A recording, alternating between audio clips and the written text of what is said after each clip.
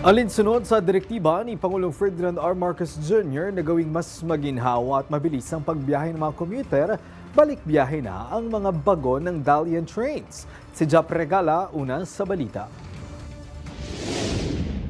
Muli nang umarangkada sa mismong araw ng Pasko ang isang 3-car Dalian trainset ng MRT-3.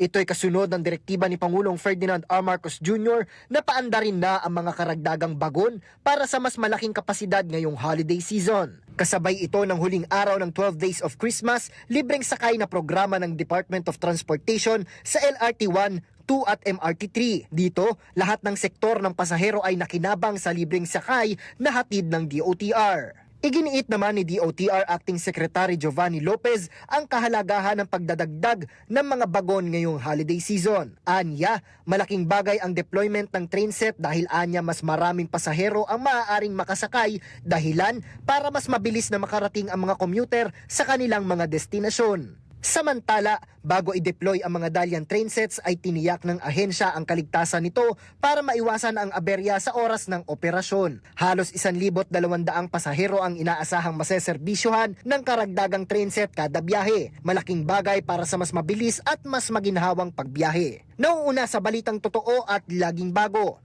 Jap Regala, alauna sa balita, Congress TV.